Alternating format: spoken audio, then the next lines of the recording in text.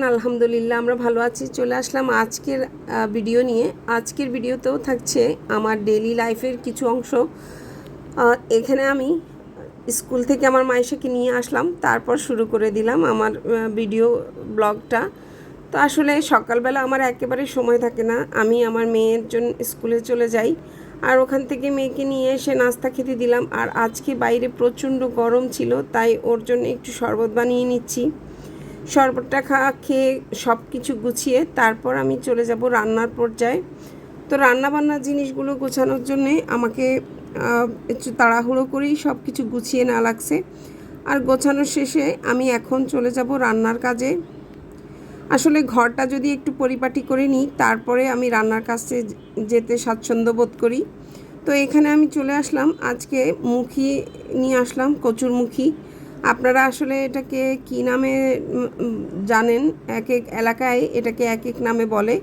তো আমি আসলে কচুরমুখী বলি, আমরা কচুরমুখী বলি, আবার ছড়া বলি, মানে অনেক রকম নামে এটাকে আসলে বলে। তো আপনার এলাকায় কী নামে বলে অবশ্যই আমাকে কমেন্ট করে জানাবেন। তো এখানে আমি আজকে কচুরমুখীগুলো কেটে নিয়েছি রান্না করার জন্যে। আর এই যে আমি করলা ভেজে নিচ্ছি, করলা দিয়ে সামান্য আলু দিয়ে তারপরে করলাটাকে ভাজি করে নিচ্ছি।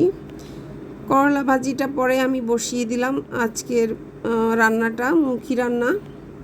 আজকের মুখিটা আমি একটু ভিন্নভাবে রান্না করব, সাথে আমি লাল শাক দিব একটু।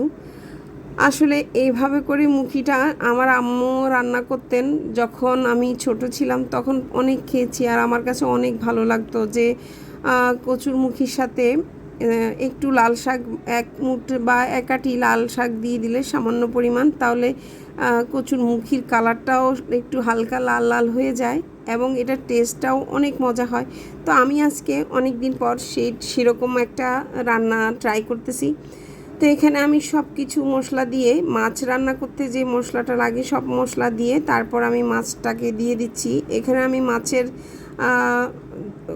কাটার 2টা পিস নিয়েছি আর মাছের পেটির কিছু পিস নিয়েছি, নিয়ে আমি এখন মুখি রান্না করব। তো মুখিটা আমি কেটে ধুয়ে পরিষ্কার করে নিলাম। আর এই দিকে আমি লেজটাকে একটু সিদ্ধ করে নিচ্ছি, এটা দিয়ে আসলে আমি ভর্তা করব। ভর্তার রেসিপিটা আপনাদের সাথে শেয়ার করতে পারবো কি না জানি না, তবে আমি ভর্তার জন্যে মাছটাকে সিদ্ধ করে তারপর আবার ভেজে নিব। তো এই পর্যায়ে আমার কষানো হয়ে গেছে আর আমি মুখিটা দিয়ে দিলাম।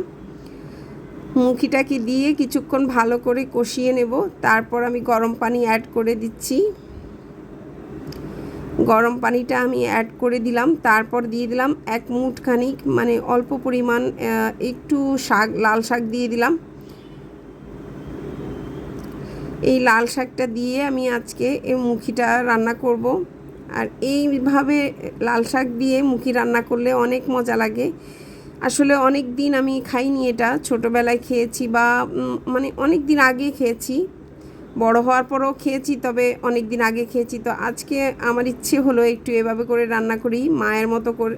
যদিও আমার আম্মার রান্না অনেক মজা, আমি আমার মায়ের মতো করে কখনোই রান্না করতে পারবো না, তবে প্রত্যেকটা সন্তানেরই তার মায়ের হাতের রান্না সবচেয়ে বেশি মজা লাগে। পর্যন্তই, আল্লাহ হাফেজ, সবাই ভালো থাকবেন।